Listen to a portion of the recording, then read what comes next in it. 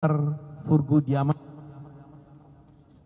di mana ketiga orang ini dalam gugatannya mengaku sebagai aktivis dan mereka diwakili oleh kuasanya dari tim pembela demokrasi Indonesia 2.0 atau TPDI 2.0. Itu kuasa hukum daripada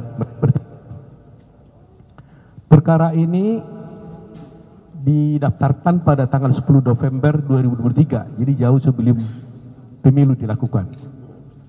Tetapi hari ini kita sudah mendapatkan putusan dari Pengadilan Negeri Jakarta Pusat hari ini Senin tanggal 3 Juni 2024 yang menyatakan bahwa gugatan yang diajukan oleh ketiga orang ini yang disampaikan melalui tim TPDI ini dinyatakan tidak diterima karena Pengadilan Negeri menyatakan dirinya tidak berwenang untuk menangani perkara ini. Sebagai latar belakang, kami sampaikan dulu bahwa memang kita merasa prihatin ya, karena Bapak Jokowi, Insinyur Joko Widodo telah digugat dalam 3 perkara sebelumnya, ya, 3 termasuk ini. Satu diantaranya adalah di PT UN. Gugatan itu menyangkut tuduhan yang disampaikan kepada Bapak Joko Widodo, di mana Pak Joko Widodo dituduh melakukan praktek dinasti.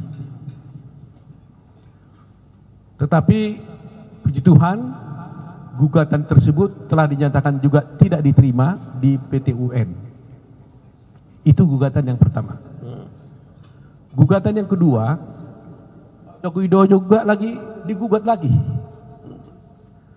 oleh beberapa orang, diwakili oleh Egy Sujana, yaitu tentang ijazah palsu.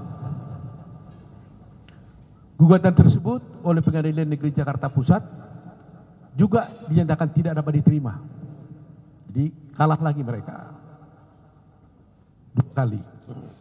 Nah, terakhir inilah yang terakhir, di samping nanti ada perkara yang lain, tapi khusus Pak Joko Widodo. Perkara ini adalah Pak Joko Widodo dituduh melakukan perbuatan melawan hukum karena katanya sebagai ayah daripada Gibran tidak menghalang-halangi dia untuk mencalonkan menjadi wakil presiden, calon wakil presiden pada waktu itu, dan tidak melarang KPU untuk mendaftarkan Gibran sebagai calon presiden, calon wakil presiden. Demikian juga gugatan yang ditujukan kepada Pak Anwar Usman. Pak Anwar Usman dituduh karena tidak mengundurkan diri sebagai hakim konstitusi perkara nomor 90 yang sudah kita tahu bersama. Kemudian Pak Pratikno juga digugat karena dianggap tidak melakukan kehati-hatian dan melanggar kepatutan dalam proses pencalonan Gibran dan Prabowo pada waktu itu. Jadi yang ingin saya sampaikan adalah betapa dahsyatnya bagi kita menganggap ini sebagai gangguan, tapi bagi hukum ini memang adalah sah, mereka bisa mengajukan gugatan. Tapi gugatan ini sama sekali tidak terbukti sama sekali. Jadi kalau boleh kita katakan, kalau ibaratnya pertandingan sepak bola, ini hat-trick ini, 3-0. Gugatan ini semuanya tidak dikabulkan oleh pengadilan, 1 melalui PT UN, 2 melalui Pengadilan Negeri Jakarta Pusat. Jadi dapatlah kita simpulkan bahwa tuduhan-tuduhan selama ini kepada Bapak Insinyur Joko Widodo sama sekali tidak benar. Kalau selama ini ada narasi-narasi sedemikian rupa yang dituduhkan kepada Joko Widodo, bahkan terhadap keluarga. Karena di PT UN itu, Ibu Iriana, ya Ibu Iriana, Ibu Negara, juga dijadikan tergugat juga di PT UN itu, di perkara tersebut. Jadi coba bayangkan, seorang ibu negara yang hanya duduk menyampingi suaminya juga digugat. Walaupun secara hukum boleh-boleh saja orang menggugat, tapi mestinya kan harus ada dasarnya. Nah, ini kadang-kadang juga menjadi blessing in disguise juga. Kalau tidak ada gugatan ini, berarti orang nanti akan membuat narasi-narasi yang buruk tentang status daripada Pak Joko Widodo dan keluarga, tanpa ada yang bisa membuktikan sebaliknya. Jadi kami berpendapat bahwa meskipun ini sangat menyakitkan sebenarnya, karena tuduhan-tuduhan ini sebenarnya tidak benar, tapi kami mengambil manfaat yang positif, karena dengan adanya putusan ini justru berikan amunisi dan argumen yang kuat bagi Bapak Joko Widodo dan keluarga, bahwa apa yang dituduhkan selama ini sungguh-sungguh tidak terbukti.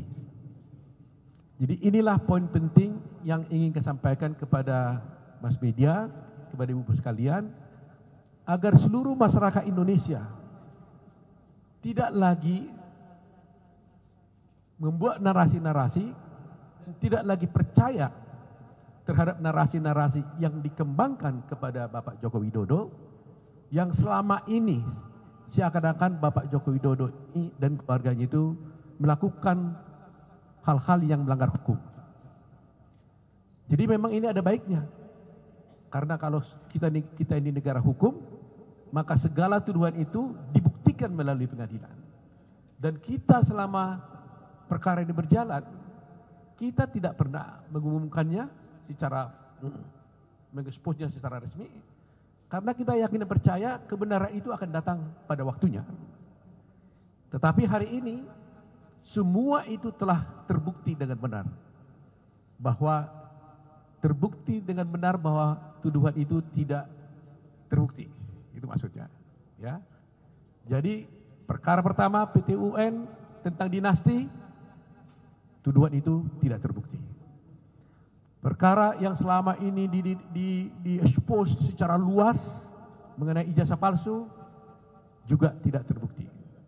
Sekarang mengenai tuduhan kepada Pak Jokowi seakan-akan bersekongkol atau seakan-akan tidak membiarkan Gibran menjadi calon presiden, calon wakil presiden, dan tidak menghalang-halangi Gibran katanya itu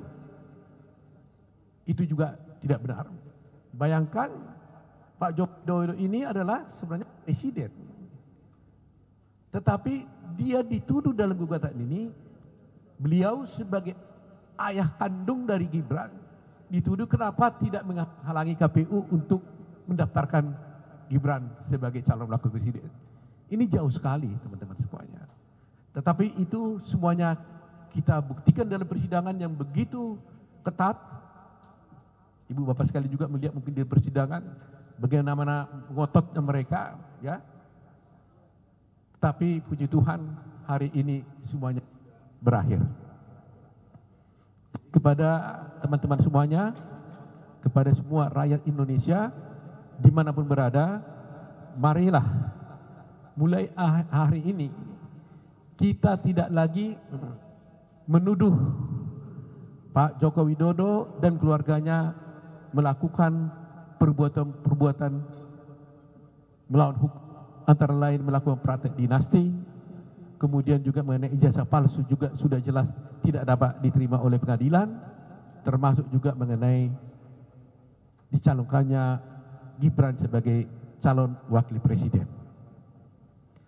Sebenarnya dengan adanya putusan Mahkamah Konstitusi, semuanya ini sebenarnya sudah tuntas. Tapi kita merasa aneh, kok masih terus tidak berhenti gitu. Nanti mungkin juga Anda tanya, Anda tahu bahwa ada juga masih ada satu perkara di PT UN, tapi itu tidak melibatkan Pak Jokowi, tapi itu melibatkan Prabowo Gibran, yang diajukan oleh Pak Gawis Lumbung. Tetapi hari ini kami membatasi, kami di sini semua tim, ada di sini Ibu Damai Purba, ada Dwi Prihartono, ada Andra Pasarip, ada Yakub Putra Hasibuan, ada Firman Pengadibuan, ada Hidayah Bostam, ada Bunyani, ada Nurul Firdausi, dan satu lagi tidak hadir kebetulan ada keluarganya yang meninggal yaitu Pak Nikolai. Ya, Nikolai tidak hadir di sini. Dan kami semuanya tim daripada Pak Joko Widodo dalam 3 perkara yang berjalan itu. Dan hasilnya hat-trick, ya 3-0 lah, begitu kira-kira. Jadi itu saja yang kami ingin sampaikan dengan harapan ini dapat disampaikan pada halayak ramai dengan harapan agar nama baik Presiden, ya meskipun gugatan ini juga akhirnya gugatan terhadap pribadi bukan sebagai Presiden, mula-mulanya ada gugatan terhadap Presiden tapi dirubah, akhirnya dirubah menjadi gugatan pribadi, tapi justru yang menjadi perhatian kita bahwa kalau dilakukan terhadap pribadi itulah sangat tidak menguntungkan nama baik beliau, karena dia juga adalah seorang Presiden gitu. Jadi itu teman-teman ya. Jadi masyarakat supaya mulai hari ini mari kita hentikan narasi-narasi yang buruk terhadap Pak Jokowi dan seluruh keluarga, karena sudah ada putusan yang menyatakan bahwa semua narasi, semua gugatan-gugatan itu telah dinyatakan tidak diterima oleh pengadilan baik PT UN maupun Pengadilan Negeri Jakarta Pusat. Itu saja teman-teman. Ada pertanyaan? Aku mau ngomong.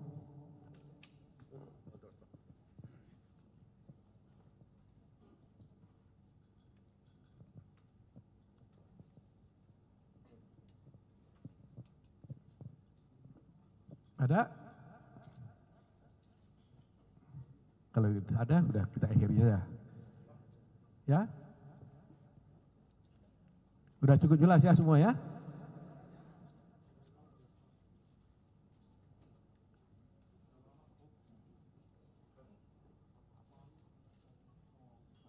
Baik, kalau gitu kita ada?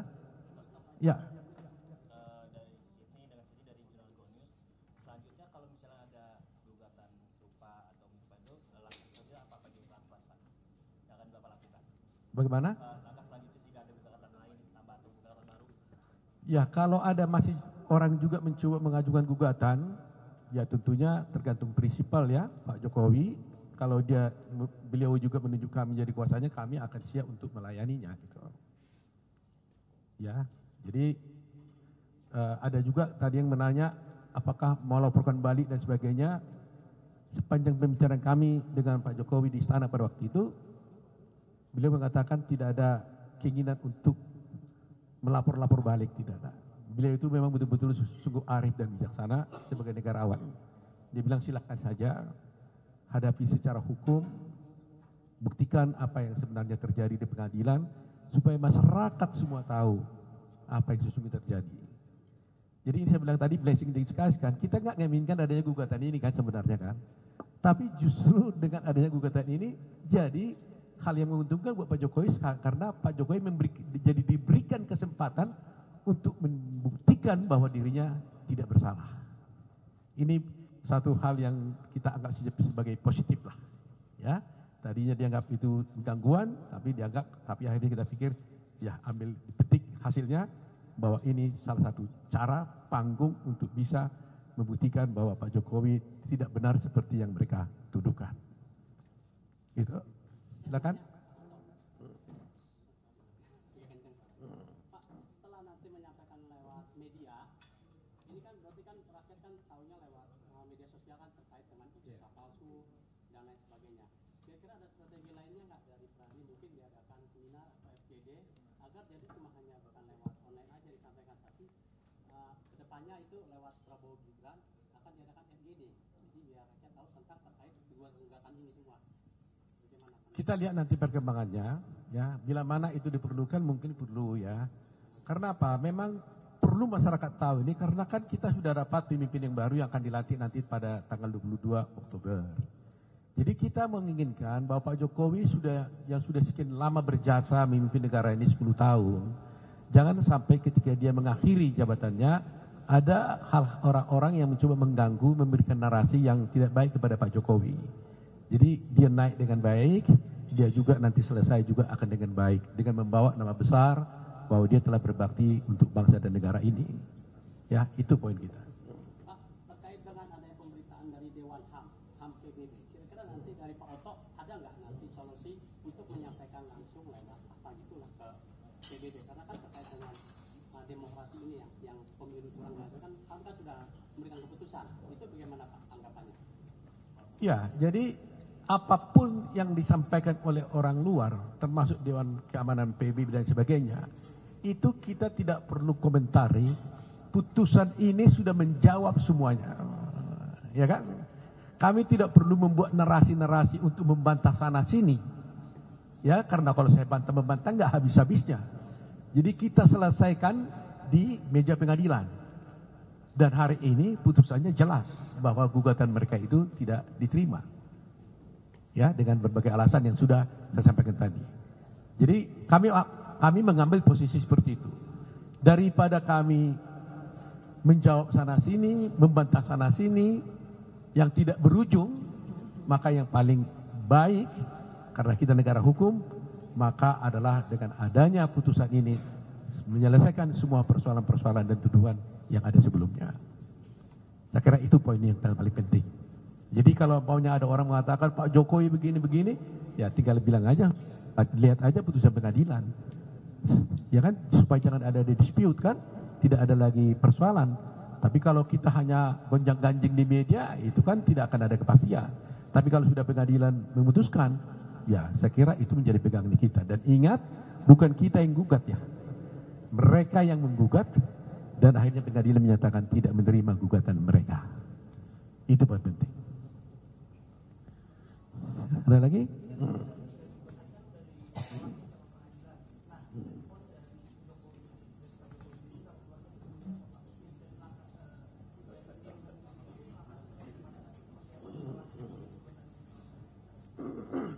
Ya, kami sebagai tim hukum nanti kami akan melapor kepada beliau karena ini putusan ini baru keluar tadi kira-kira jam 11 pagi.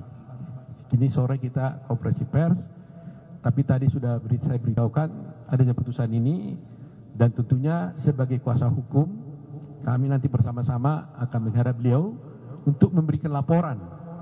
Kan itu wajib ya sebagai seorang profesi. Kami menerima kuasa dari beliau, otomatis kami laporkan bagaimana hasil daripada pelaksanaan kuasa ini. Nah setelah itu nanti kami akan mendapat informasi apakah langkah selanjutnya daripada Pak Joko Widodo. Tapi selama ini yang kami ketahui, Pak Joko Widodo itu tidak pernah berpikir untuk melaporkan orang. Dia dengan jiwa besar menerima, ya sudah diselesaikan aja melalui pengadilan. Tidak ada niat lapor polisi, nekan orang dan sebagainya, nggak ada. Begitu arif dan bijaksana soal itu. Ya, demikian juga Pak Pratikno yang ikut juga sebagai tergugat di sini, dia tenang-tenang saja, dia bilang ya udah ikuti proses hukum aja. Jadi saya kira kalau ada yang ingin bertanya langsung kepada Pak Jokowi, kami persilahkan. Atau langsung mewawancarai juga Pak Pratikno, silahkan ya. Tapi hari ini kami mewakili beliau melalui Pak Joko Widodo. Saya kira sudah cukup bisa memberikan penjelasan kepada masyarakat tentang adanya fakta-fakta ini. Ya, kelihatannya ini kan singkat kami sampaikan, tapi ini adalah masalah presiden kan, masalah seorang Joko Widodo yang notabene adalah presiden. Ini tidak bisa dibiarkan. Karena bagaimanapun kalau ini dibiarkan begini tanpa ada klarifikasi dari Pak Joko Widodo kepada semua masyarakat, nanti akan terbawa sepanjang hidupnya kan, selama-lamanya. Tapi dengan adanya klarifikasi ini, maka jelaslah ending daripada tuduhan-tuduhan itu kita sudah tahu bahwa ternyata hal itu adalah tidak benar. Jadi kita tutuplah masalah-masalah tuduhan-tuduhan tersebut. Mari kita bangun bangsa ini dengan baik di bawah kepemimpinan nanti presiden berikutnya itu Pak Prabowo. Tapi sampai 22 Oktober tentunya gitu. Oke? Cukup ya? Oke, terima kasih. Terima kasih.